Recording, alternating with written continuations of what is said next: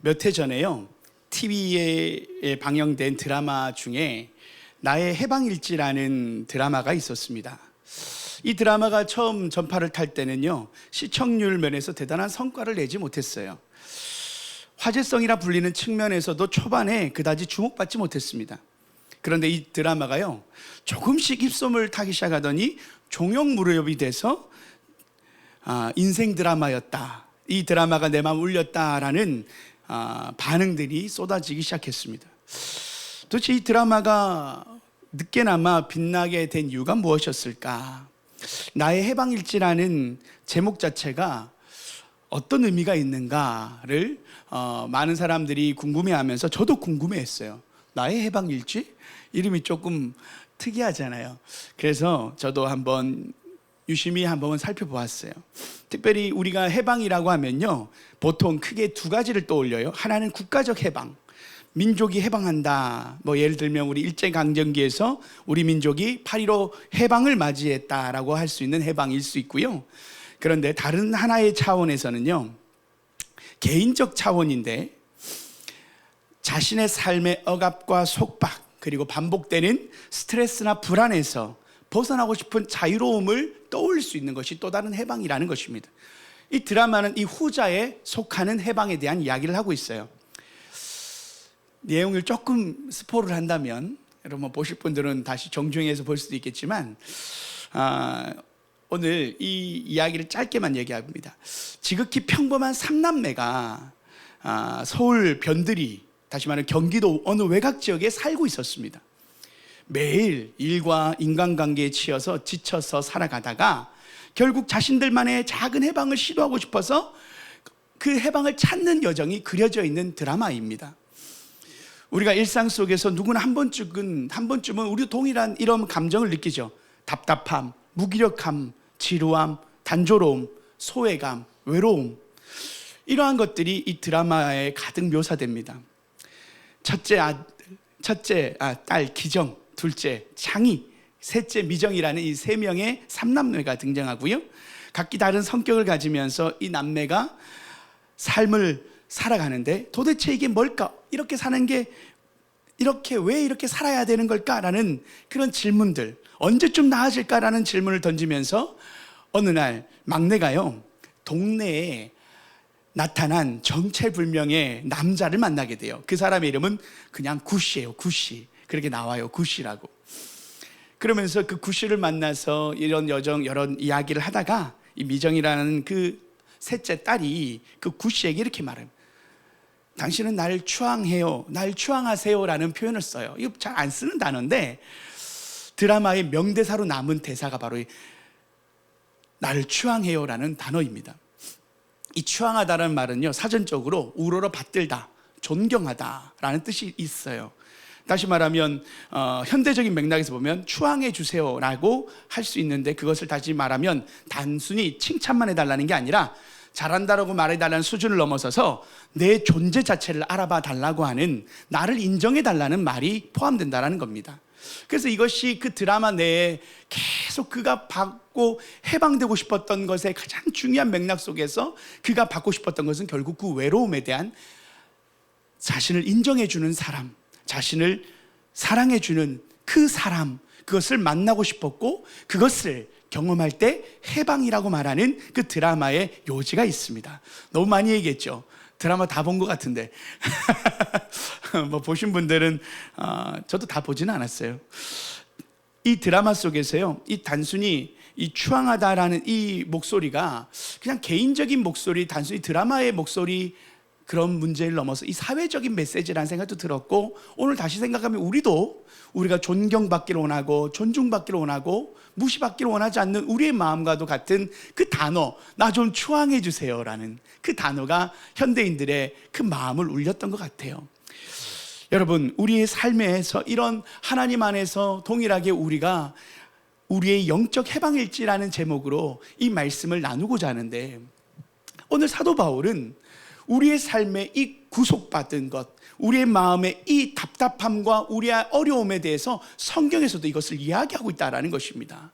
그래서 오늘 해방이라는 단어가 성경 곳곳에 등장해요. 그래서 오늘 이 말씀의 제목을 나의 영적 해방일지라. 오늘 말씀을 제목 잡고 하나님이 주시는 말씀의 핵심은 복음의 자유 대헌장에 대한 이야기를 하고자 합니다. 하나님이 우리의 삶의 진정한 자유가 무엇인지, 세상에서 말하는 그 자유를 넘어서서 우리의 인생의 가장 큰 자유와 해방이 무엇인지를 성경은 분명하고도 구체적으로 이야기한다는 것입니다. 오늘 하나님 안에서 우리의 영혼을 하나님 안에 내어드릴 때, 우리가 답답함과 외로움과 버티며 살았던 근근히 살아가는 우리의 삶을 향하여 하나님이 해방을 허락하시는 복된 시간 되기를 축복합니다. 우리 한 절씩 한 절씩 하나님 말씀을 살펴보기를 원하는데, 먼저 우리 16절 말씀을 함께 읽고 하나님의 말씀을 들어가기를 원합니다. 함께 읽어볼까요? 시작. 너희 자신을 종으로 내주어 누구에게 순종하든지 그 순종함을 받는 자의 종이 되는 줄을 너희가 알지 못하느냐.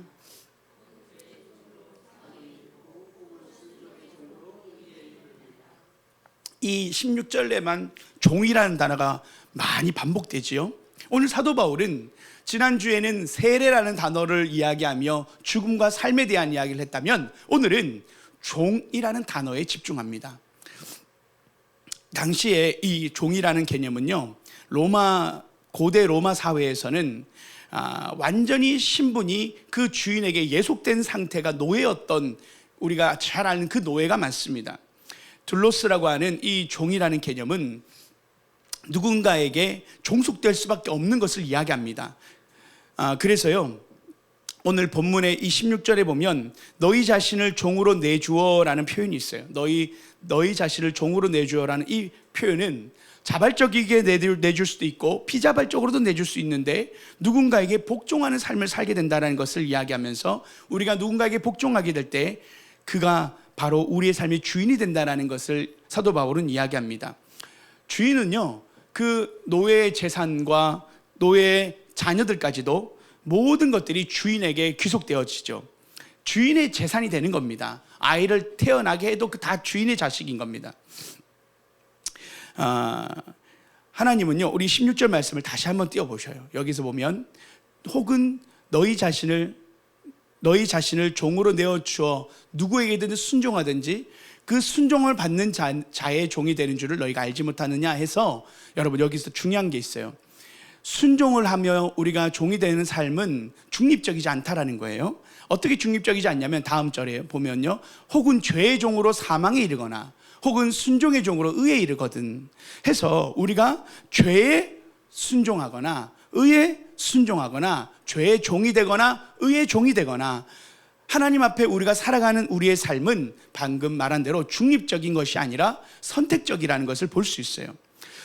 우리가 오늘날의 사회에서도요, 이 죄의 종에 노릇한다라는 것을 조금 우리가 어떤 의미인가 좀 살펴보면, 우리가 물질 만능주의에 살아가고, 때로는 우리가 인터넷이든 도박이든 술이든 마약이든 우리가 그렇게 구체적으로 중독되어지는 모습을 보면 죄의 종노릇한다라고 하는 구체적인 우리의 모습, 이미지를 만들 수 있을 것입니다. 단순히 또한 그 우리의 삶에 이 종노릇이라는 것을 넘어서 우리 스스로가 타인의 평가와 인정에 대한 집착이 우리의 자유를 뺐을 때도 있어요. 그래서 그것이 이 시대는요, 무언가 성과를 내야 하고 무언가 인정을 받아야 되는 그 속박, 이 또한 죄의 종노릇하는 것에 대한 우리의 삶에 해방되어야 될 부분일 수 있다는 것을 우리가 생각해 볼 수 있습니다. 내가 어떻게 다른 사람들에게 보이는가 해서 우리가 인스타그램이라든지 여러 가지 곳곳에서 우리가 어떻게 살아가는 자를 많은 사람들이 인정받고 싶어하는 게 우리의 욕구인 것을 보게 돼요. 그러면서 우리가 이런 생각을 합니다. 나는 왜 이렇게 부족할까? 나는 왜 이렇게 살아갈까? 이러면서 그 자신의 삶이 자신을 비하하거나 비교의식에 갇히게 될 때는요, 스스로를 억압하는 감옥을 만들게 됩니다. 그래서 그것이 바울 시대의 노예 제도와 다를 바 없는 다른 형태의 구속을 우리가 경험하는 것이죠. 여러분, 이것이요, 단순히 우리의 심리적인 문제만 있는 게 아니고요, 신앙에도 우리의 삶의 구속이 일어납니다. 믿음 생활하는 우리의 삶에도요, 영적 구속이 있어요. 사도 바울은 본래 철저한 율법주의자였습니다. 그는 바리새인이었습니다. 그래서 그는 율법을 지키는 것에 열심을 내서 이방인이나 세리나 죄인들을 경멸하기도 했고, 율법을 섬기지 않는 교회 그리스도인들을 핍박하기 위해서 교회를 그렇게 찾아 나섰던 그 사도 바울 아니었습니까? 그런데요, 그가 무엇을 열심을 냈냐면 바로 율법을 향하여 열심을 냈던 사람입니다. 그런데 어느 날 다메섹에서 예수님을 만나게 되죠. 그 인생의 자유를 만난 해방의 날이 바로 다메섹 도상의 그 날이었습니다. 예수님께서 사울아 사울아 네가 왜 나를 박해하느냐 찾아와 주셔서 사도 바울의 눈을 띄우게 해주셨어요. 그러면서 사도 바울에게 율법주의로 살아가던 그가, 율법이 가장 중요하다고 생각했던 그가, 율법으로는 결코 의로움을 받을 수 없구나, 오직 예수 그리스도의 은혜로만 우리가 구원을 받는 거구나, 이때까지 그 율법을 지키려고 얼마나 했었는지 사도 바울은 그가 이 복음의 은혜를 경험함으로 인생의 해방을 맞이하게 됩니다. 그러면서 그 하나님의 은혜를 경험하고 모든 사람들에게 이 해방을 나누기 위하여 복음을 전했던 사도 바울의 인생, 우리가 다 알지 않습니까?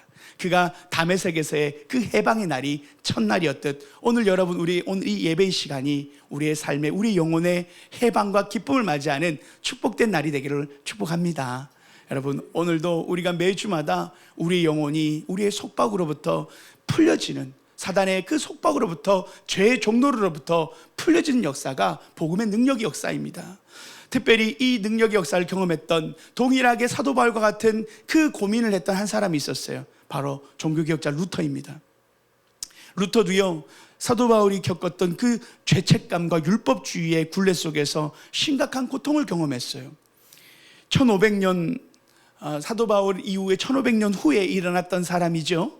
그 마르틴 루터는요, 수도사였습니다.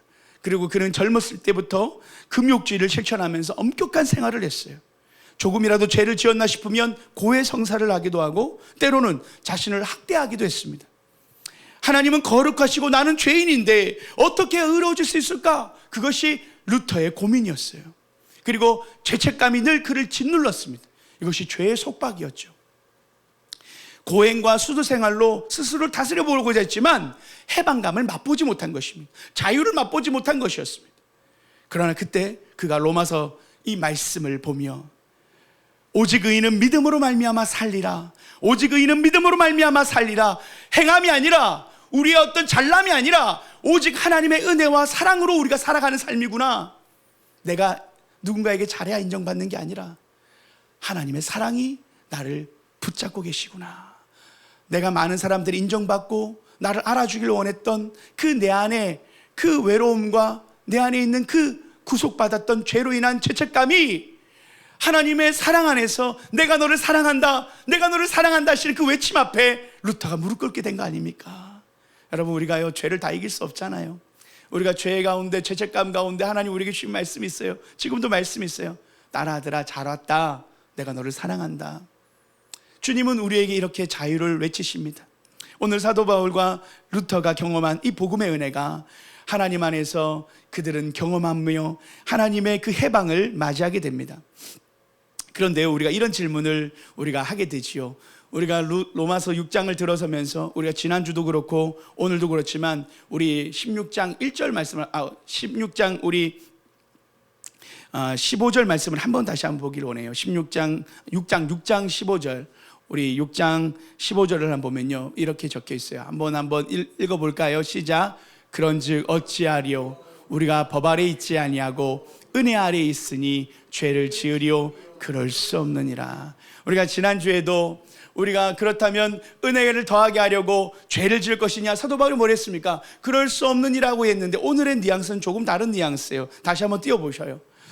그런즉 어찌하리요? 우리가 법 아래 있지 아니하고 은혜 아래 있으니 죄를 지으리요? 그럴 수 없느니라. 이 맥락 속에서 우리가 봐야 될 한 단어가 있어요. 그것은 바로 은혜입니다. 우리는 율법주의의 법 아래 있지 아니하고 오직 하나님의 은혜 아래 있다. 이것이 루터와 사도 바울이 경험한 하나님의 은혜예요. 내가 법 아래, 율법 아래 있는 것이 아니라 하나님의 은혜, 하나님의 사랑 속에 있다. 여러분, 이것이요, 오늘 그 나의 해방일지에서 그 미정이라는 그 여인이 나를 추앙해 주세요 하고 했던 그 외침 속에 오늘 이 하나님의 사랑의 외침을 이렇게 고백할 수 있어요. 내가 너를 추앙한다. 내가 너를 존경하고 내가 너를 사랑하고 내가 너를 인정한다. 우리 인생은 그렇게 추앙받고 싶어하고 그렇게 인정받고 싶어하고 사랑받고 싶어하는데, 여러분, 하나님이 우리를 사랑하신대요. 하나님이 은혜로 우리를 대하신대요. 법으로, 율법으로, 행함으로 대하는 것이 아니라, 우리 있고 없고 잘나고 없음이 아니라, 죄를 짓고 안 짓고의 문제가 아니라, 우리를 바라보실 때 내가 너를 추앙해, 내가 너를 사랑해, 너 있는 모습 그대로 내가 은혜로 너를 사랑한단다. 여러분, 이것이 우리의 자유의 해방의 시작이 될 줄 믿습니다. 여러분, 우리는 이미 하나님의 사랑 안에서, 하나님의 사랑 안에서 자유와 해방이 하나님의 십자가, 주의 십자가로 인하여 이 종료 주간은 우리의 해방을 위하여 이 땅에 오신 예수님의 우리를 위한 해방의 선언, 해방을 주고자 하시는 하나님의 실천이요, 우리를 향한 하나님의 적극적인 찾아오심입니다. 내가 너를 홀로 내버려 두지 않을 것이다. 내가 너를 그 구속 가운데, 그 외로움 가운데, 너를 그 속박 가운데 내버려 두지 않을 것이다. 내가 너를 도와줄 것이다. 내가 너와 늘 함께 할 것이다. 내가 너의 손을 붙잡고 그 삶을 이기게 할 것이다. 죄의 속박으로 묶여 있었던 우리 인류를 향하여, 우리를 향하여 홀로 내버려 두지 않으시고, 십자가에서 우리를 대신하여 짐을 짊어지셨던 그 예수님은 결코 우리를 홀로 내버려 두시는 분이 아니시다. 그분이 우리의 구원자가 되시고 그분이 우리의 해방자가 되실 줄 믿습니다. 오늘 그 은혜가 우리의 삶에 시작된 것입니다. 여러분, 우리의 삶은요, 참 하나님 안에서 믿음으로 살아간다라는 이 로마서의 말씀을 계속 듣고 있습니다. 내가 예수를 믿었다면, 우리가 구원받았다면, 나는 왜 아직도 계속 자꾸 죄를 짓고 미끄러질까? 나는 왜 이렇게 참 하나님 앞에서 내 마음은 왜 이렇게 무겁고 어려울까? 내게 왜 기쁨이 없을까? 왜 내게는 이렇게 염려와 걱정이 많고 왜 이렇게 외로움이 많을까? 내 삶이 왜 이렇게 무겁고 살기 싫을까? 이런 생각이 들 때, 여러분, 이것이 죄 가운데 살고 있는 우리의 연약함입니다. 여러분, 우리가요, 구원받았다라고 말하는, 의롭다 되었다는 우리의 인생을 향하여, 우리가 구원받았으면, 의로워졌으면, 우리가 해방되었으면, 우리가 죄를 안 짓고 자유롭고 기쁨이 넘쳐야지, 왜 우리의 삶은 이렇게 속박과 억울함과 눈물과 아픔과 염려가 왜 이렇게 많은가? 여러분, 생각할 수 있죠. 그런데요, 여러분, 구원은요, 예수 그리스도를 믿는 그 믿음, 우리를 향한 의롭다 하심으로 인하여 우리가 구원받음은 바로 출발점이다라는 것을 이야기합니다. 거룩함에 이르는 과정의 삶, 다시 말하면 구원의 삶, 기쁨의 삶을 우리가 걸어가는 삶을 우리가 걷게 된다라는 거예요. 그것을 우리는 성화의 삶을 이야기합니다. 여러분, 우리가요, 예수님처럼 살면 얼마나 좋겠어요. 그러나 여전히 우리는 죄의 여정, 우리가 죄의 영향력, 그 종로로 됐던 죄의 영향권에서 우리가 생각 자체가요, 늘 기울어져 있어요. 죄를 짓고자 하는 쪽으로 기울어져 있습니다. 우리 안에 의의 소욕이 태어났지만 의의 소욕은 너무 약해요. 아직은 죄의 소욕이 더 강해요. 죄된 본성이 너무 강해서 우리의 행동이요, 생각 없이 무의식으로 행동할 때면 죄를 짓고 있어요. 그게 우리의 모습이에요. 죄의 종로로 타고 있어요. 마음으로 죄를 지어요.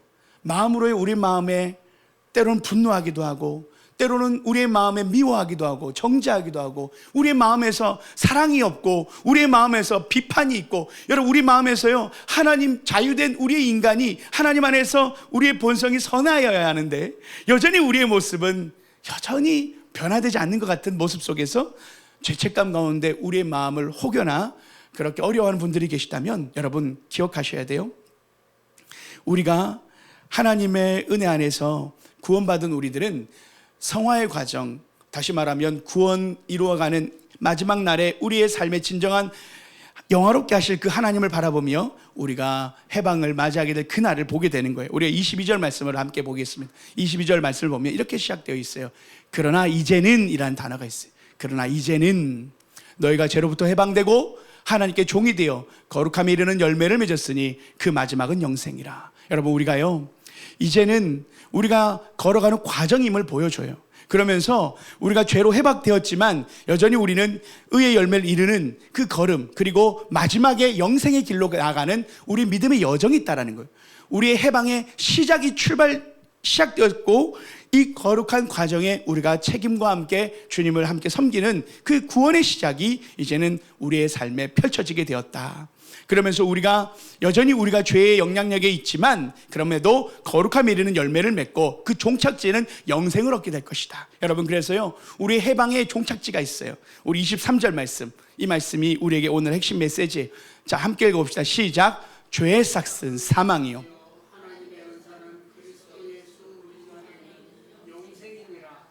아멘. 죄의 삭은, 여기서 보면 이 죄의 삭은 임금인데요, 압사니온이라고 하는 이것은 군인의 봉급을 의미하는 단어였어요. 그래서 너희가 죄에게 복무한 대가는, 죄에게 충성한 대가는 사망인데, 이것이 무슨 말도 안 되는 일이에요. 죄에게 충성하고요, 죄를 짓게 되면요, 사망에 이른다는 것을 이야기하고요, 반면에 하나님의 은사 카리스마는, 하나님의 선물은 우리 안에 있는, 그리스도 예수 안에 있는 영생이다. 다시 말하면 우리 인류가 가장 해방되고자 했던 것은 바로 죽음에 대한 해방이었습니다. 우리 인류는 죽음에 대한 두려움이 있었어요. 지금도 우리 사람들은요, 죽음이 우리 인생의 가장 큰 두려움입니다. 여러분, 어떤 두려움보다 가장 큰 두려움은 죽음에 대한 두려움 아닙니까? 그 죽음에 대한 두려움을 해방하신 분이 바로 예수 그리스도이시죠. 십자가에서 부활하심으로, 3일 만에 부활하심으로 우리에게 너희가 영원히 죽지 아니하고 너희도 영원히 살게 되는 영원한 영생, 부활의 생명을 우리가 누리게 되었다. 우리 인류의 가장 우리를 위협했고 우리를 두렵게 했던 사망아, 내가 쏘는 것이 무엇이냐?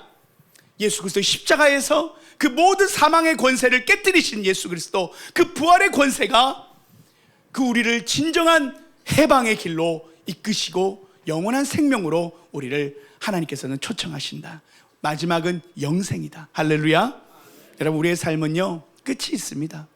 지금 우리가 오늘 걸어가고 살아가는 삶에서 주님이 우리가 지치고 힘든 길을 걸어간 우리에게요, 지치고 힘든 우리를 향하여 끝이 있단다, 다 지나가는 것이란다.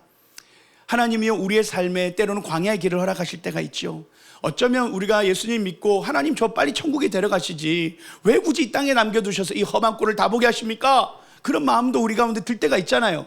나쁜 생각하지 마시고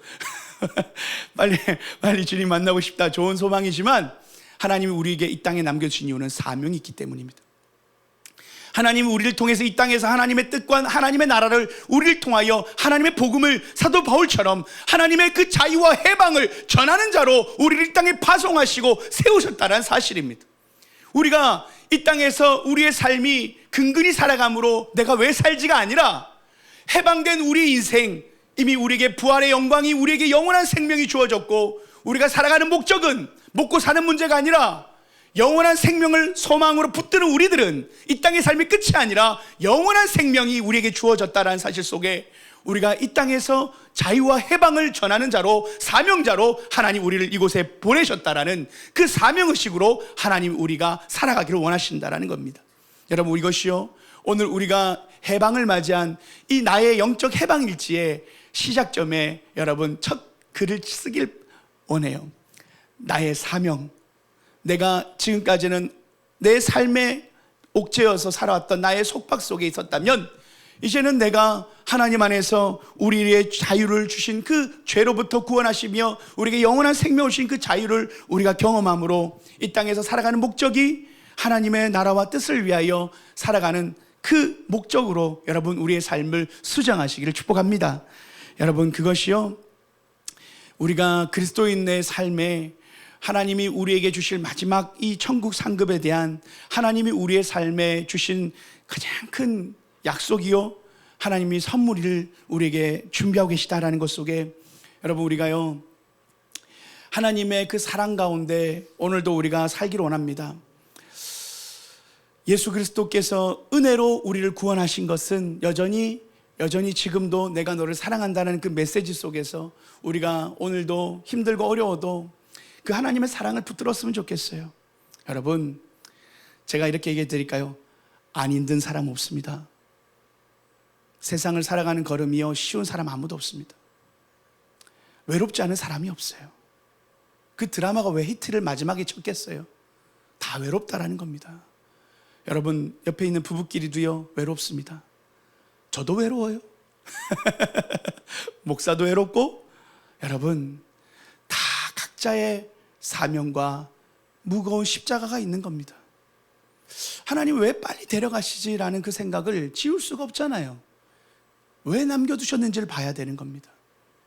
하나님이 우리의 삶에 부탁하시는 것이 있는 거예요. 살아라, 살아라. 그러나 억지로 살고 억지로 버티는 게 아니라 이미 자유를, 해방을 맞이한 너희들의 삶은 내가 너와 함께 한단다, 내가 너를 도와주는 능력의 하나님이란다, 그리고 끝까지 내가 널 붙들 것이란다, 끝까지 너의 삶을 내가 지킬 것이란다. 그 하나님의 그 능력의 손이 우리와 함께하는 구원의 손으로 함께 하시기에 염려하고 두려워하지 말고 걸어가십시오. 할렐루야. 우리가 걸어갈 힘은 나 혼자 걸어가는 것이 아니기 때문이요, 주님이 오늘도 찾아오셔서 종료주일에 우리와 함께 우리를 구원하기 위하여 그분이 고난의 길, 십자가의 길을 먼저 걸어가셔서 나를 구원하기 위하여 주님께서 십자가의 걸음을 걸어가심은 내가 끝까지 너를 사랑하고 너를 포기하지 않고 내가 너를 떠나지 않을 것이라는 그 하나님의 은혜의 사랑의 추앙과 외침임을 여러분 잊지 마시기를, 우리가 평생 우리가 잊지 말아야 할 우리 안에 우리를 붙드는 가장 큰 복음의 메시지, 내가 너를 사랑해, 내가 너를 떠나지 않을 거야, 내가 너와 늘 함께 할 거야, 내게 너를 도와줄 거야. 그 은혜의 하나님을 우리가 만나야 합니다. 여러분, 우리가 우리 힘으로 살려면요 너무 힘들 때가 많아요. 여러분, 우리가 우리 힘으로 살 때 얼마나 많이 넘어지고, 사도 바울이 그 율법 가운데, 루터가 율법 가운데 넘어지고 실패하고, 얼마나 자신 스스로가 그렇게 자신을 비하하며 나 같은 존재가 내가 어떻게 이런 스스로를 비하하는 삶으로 루터도 살았어요. 그런데요, 루터가 예수님을 만나고 그 복음의 메시지를 만나고 종교개혁자가 됐잖아요. 온 교회를 자유를, 해방을 모든 성도에게 허락했죠. 오직 믿음으로 구원받는다, 행함이 아니다, 율법이 아니다, 오직 믿음 하나만 있으면 구원받는다. 이것이 개신교회가 태어나게 되는 가장 중요한 놀라운 그 사명자로 루터가 서게 된 것 아닙니까? 여러분, 우리가요 하나님의 사랑을 경험하면, 내가 혼자 살아가는 것이 아니라는 것을 깨닫게 되면, 늘 주님이 나를 지키신다는 믿음이 있다면 사명의 걸음을 걸을 수 있습니다. 내가 여유가 없고 힘이 들면 사명의 길을 못 가요. 내 혼자의 삶으로 살아가야 될 것 같으면 손해보는 일을 왜 합니까? 그러나 하나님이 기뻐하시고 하나님이 나와 함께 하시고 하나님이 지지하시는 일이라면 그 걸음 걸어갈 수 있잖아요. 제가 그 목회의 길을 하나님 앞에 결단하고 저희 부모님에게, 저희 어머니에게 제가 처음엔 선교사로, 또한 목회자의 길로, 사명자로 제 풀타임으로 하나님께 제 인생을 드리고 싶습니다라고 저희 어머니한테 얘기할 첫날 저희 어머니가 난리도 아니었어요. 대학 다 나오고 장교 나오고 다 내가 뭘 아쉽겠다고, 돈 좀 벌고 좀 잘 살지 왜 굳이 그 험한 길, 그때 선교 간다고 했거든요. 저희 어머니와 눈물을 흘리면서 싸웠어요. 제가 눈물을 흘리면서, 지금은 어머니가 모르지만 제가 이 일이 참으로 가치 있는 일이고 하나님 앞에 의미 있는 일입니다. 제가 그때도 그런 마음의 고백이었어요. 여러분, 목회의 길을 간다라는 것이 세상에 성공을 바라고 가는 길은 아니잖아요. 성공할 것 같으면 더 다른 일이 있었을 겁니다. 그런데 그 걸음을 걸어가면서 또 한 가지 하나님 앞에 이 시간 또 걸어가는 길은 개척의 길을 걸어간다는 건요, 참 이게 믿음의 이 마음 속에, 제 마음에 하나님이 함께 한다는 마음이 없으면 못 걸어갑니다. 제가 그래서 우리 집사님들에게도 제가 몇 번 얘기했는데요, 개척의 시작도 믿음이고 과정도 믿음이고, 저는 끝에 우리 하나님 앞에 서게 될 그날도 믿음일 것입니다. 우리 신앙의 여정이요, 목사도 그렇고 성도님들도 그렇고 다 믿음으로 살아가는 겁니다. 하나님이 나와 함께 하시느냐, 그 믿음에서 넘어지면 다 끝나는 겁니다. 하나님이 나를 지킨다, 하나님이 나를 붙드신다.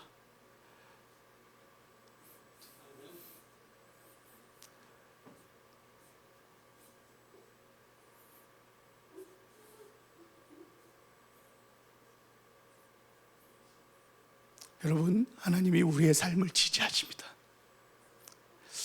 외롭고 힘든 길을 걸어갈지라도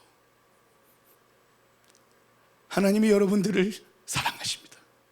하나님이 여러분들을 떠나지 않으십니다.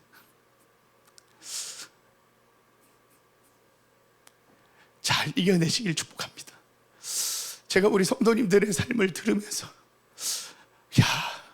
좀 개척교회 섬기면 좀 잘 돼야지, 좀 잘 살아야지, 제 마음에 하나님께 기도할 때면 왜 어려운 성도들이 이렇게 많을까?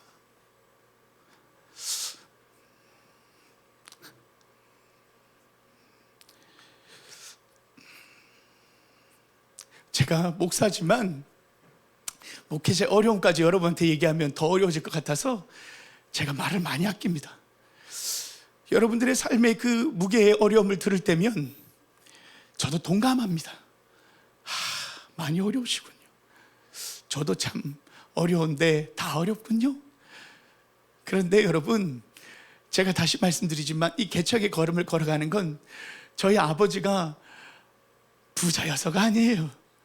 하나님 아버지가 부자여서 믿음으로 걸어간다는 말 속에서 우리가 하나님이 부자시니 내가 이 걸음 웃으면서 기쁨으로 걸어가는 것, 믿음으로 하나님 앞에 싸우며 걸어가는 삶이지요. 여러분, 목사도 똑같은 사람이고, 여러분 하나님 안에서 우리의 삶이 누구에게 다 페널티가 있는 게 아니에요. 다 어드밴티지가 있는 게 아니에요. 똑같아요. 다 힘들어요. 그러나 분명한 것은 우리가 각자 처한 환경을 우리 스스로가 다 그 삶이 돼봐야 아지만, 분명한 것은 하나님이 나를 사랑하신다라는 것은 똑같습니다.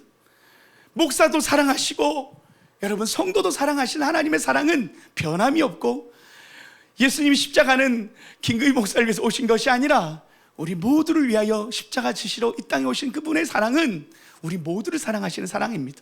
여러분, 그것은 차별이 없습니다. 하나님의 사랑은 잘나고 못나고 믿음 좋고가 아니라 오직 믿음으로 하나님은 우리를 사랑으로 우리를 품으시고 우리를 지키시고 함께 하신다. 여러분, 그래서요, 믿음의 여정, 믿음의 걸음, 여러분 우리의 삶의 그 걸음을 힘들지만 걸어가세요. 하나님이 여러분 지키십니다. 하나님이 여러분의 삶을 붙들어 주십니다. 힘들 때면 아무 염려하지 마라. 아무것도 두려워하지 마라. 내가 너와 함께 할 것이다. 여러분, 이 믿음 속에 우리가 하나님 안에서 믿음으로 걸어가길 바라요. 여러분, 아까도 말했지만 SNS에 보면 저 사람은 잘 사는 것 같고, 저 사람은 고민이 없는 것 같고, 저 사람은 해방 가운데 여행도 잘 다니는 것 같은데 나만 왜 이럴까? 아니요. 오히려 그렇게 올리는 사람들이 더 마음에 외로움이 더 클 수 있어요. 그걸로 그렇게 위로받고 싶은 걸 수 있어요. 다 그 삶에마다 숙제가 있고 십자가가 있는 거예요. 여러분, 안 힘든 사람 없어요. 하나님 안에서 우리가 하나님의 사랑으로 걸어가는 사람이 있는가 하면 인간적 힘으로 율법주의자로 살아가는 사람도 바울처럼 있었을 겁니다. 그러나 결국은 그 다메섹 도상이 우리의 삶에 주님을 만날 때 우리는 그 걸음을 힘겹게 걸어가는 것이 아니라 수고하고 무거운 짐진 자들 다 내게로 오라. 내가 너를 쉬게 하리라. 그 주님께 우리의 짐을 내어드리면 주님이 우리를 도와주시고 우리의 모든 무거운 짐들을 하나씩 하나씩 해결해 주시는 그 하나님을 만날 때, 나의 하나님 나와 함께 하시는구나. 그 하나님의 은혜를 우리가, 하나님의 사랑을 우리가 누리며 살아가는 것, 그게 해방 아니겠어요? 오늘도 하루를 살아가면서 힘들지? 조금만 참아. 다 뜻이 있단다. 내가 너를 붙들고 있단다. 내가 너를 도와줄 것이단다. 우리 먼저 영적 해방이 우리의 삶에 먼저 일어날 때, 여러분, 우리가 그래도 세상 사람과 그리스도인이 다른 게 뭡니까? 똑같은 힘듦이 있지만 하나님이 살아계시다는 걸 믿는 사람들 아닙니까? 그냥 교회만 나가는 사람이 크리스찬이 아니라 하나님이 살아계시다는 걸 믿는 사람이 그리스도인이잖아요. 우리가 다음 주 부활주일입니다. 예수님 부활하셨습니다. 그 이야기는 그냥 우리의 공허한 외침이 돼서는 안 돼요. 내 삶에 살아계시다라는 겁니다. 그게 믿음이고, 우리가 예배를 드릴 때 그분 살아계신 하나님께 예배를 드리는 것입니다. 여러분, 그래서요, 믿음이 좋다는 것과 믿음 열심히 있다라는 건 다른 얘기예요. 교회 생활 열심히 하는 사람도 있어요. 그러나 신앙생활 잘하는 사람은 드물어요. 신앙생활 잘하는 사람은, 다시 말하지만 내 내면 안에서 하나님의 사랑의 닻을 내린 사람입니다. 하나님이 나를 사랑하신다라는 그 믿음이 있는 사람이 힘들어도 기쁨이 있고, 힘들어도 그 걸음을 걸어가는 그 사람이 믿음이 좋은 거예요. 교회에서 많은 사역하고 기도 열심히, 우리가 많은 일을 봉사 사역 아니에요. 까보면요, 때로 우리의 믿음이 되게 작아요. 권사님이 다 되고 나이가 지극히 드셔도요, 그 믿음 찾기가 어려울 때가 있어요. 인정받기는 좋아하지만 정작 하나님 앞에 1대1로 서게 되면 너 난 믿니? 너 난 믿니? 물으시면 하나님 앞에 우리가 할 말이 없을 때가 있어요. 여러분, 믿음은 오늘 우리의 이 하나님이 우리를 사랑하신다라는 이 사실을 믿는 겁니다. 그분이 나의 구원자가 되신다는 걸 믿는 겁니다. 그분이 나를 홀로 내버려 두지 않는다는 걸 믿는 겁니다. 그것이 우리의 해방이 될 줄 믿습니다. 우리의 삶의 진정한 속박으로부터 해방은 나의 삶의 모든 짐을 짊어지시는 그분을 만날 때 우리의 삶의 영적 해방일지가 시작됨을 우리가 믿습니다. 오늘 이 시간 우리의 영적 해방일지가 오늘도 시작되고 이어지고 있음을, 오늘도 일기 쓰시면서 오늘 나와 함께 하셨더라, 오늘도 주님이 나와 함께 하시더라, 감사하다, 내일도 하나님 나와 함께 하실 것이다, 그 믿음으로 우리의 마지막 여정, 우리에게 진정한 자유를 주실 그날, 눈물도 고통도 아픔도 없는 그날, 사망의 모든 권세를 깨트리고 부활의 영광으로 우리를 안아주실 그날, 마지막이 있고 끝이 있고 이 땅에서 고통이 끝이 있고 주님 만날 그날, 우리의 눈물을 닦아주시고 수고했다 착하고 충성된 종아 참 잘하였다, 그 위로받을 그날이 있다. 사망의 끝이 있고 부활의 생명의 그 마지막 날을 주님께서는 우리에게 걸어가자 말씀하시는 그 마지막 해방을 맞이하는 그날까지 여러분 믿음으로 승리하는 저와 여러분 되시길 축복합니다. 함께 기도하시겠습니다. 잠깐만요. 기도하기 전에 제가 한 가지 준비한 게 있었는데 이걸 안 할지 모르겠어요. 제가 우리 교회, 우리 신앙의 자유대헌장이라는 메시지를 한번 선포하고 말씀을 마치기를 원해요. 예전에요, 영국에서 자유대헌장이라는 마그나 카르타라는 그 중요한 상징적 문서가 하나 등장했어요. 그것은 왕이 주도적으로 독재하던 시대 속에서 성직자들과 귀족들이 연합을 하여 자유와 인권에 대한 이야기를 시작함으로 그 문서가 만들어졌는데, 그것을 마그나 카르타라는 자유대헌장이라는 것이 1297년에 만들어졌어요. 사진 한번 잠깐 보여주시겠어요? 이것이에요. 이것이 자유에 대한 그 절대 왕정에 대해서 도전하던 다 죽일 수밖에 없었던 그때 이런 이야기들이 있어요. 첫 번째, 교회의 자유를 보장하라. 부당한 세금의 징수를 금지하고 국민의 생명과 재산을 보호하고 왕은 법 위에 군림하지 않고 법 안에서 통치해야 한다는 원칙을 사인을 받게 한 서명서가 바로 이 마그나 카르타였어요. 자유대헌장이었어요. 그래서 인류가 이것으로 인하여 법 체계가 만들어지고 민주주의와 인권이 그때 역사로 시작했다라고 말하는 사람들도 많습니다. 모든 이가 공정한 재판을 받을 권리가 있다, 왕도 법의 지배를 받는다라는 그 놀라운 자유대헌장을 그때 선포함으로 그것이 발전되어 왔는데요. 여러분, 우리도 믿음의 자유대헌장을 오늘 사도 바울이 외쳤지 않습니까? 말씀 준비되어 있죠?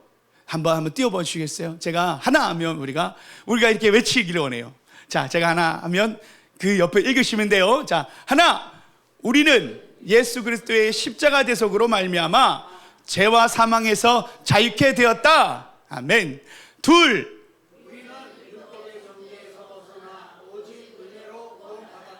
셋, 우리는 넷,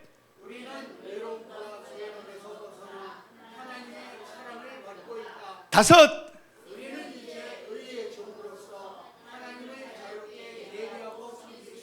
아멘. 여러분, 우리가 이 자유대헌장을 우리 영적 자유대헌장으로 여러분 우리가 품고 하나님 안에서 자유하시는 저와 여러분 되시길 축복합니다. 함께 기도하시겠습니다.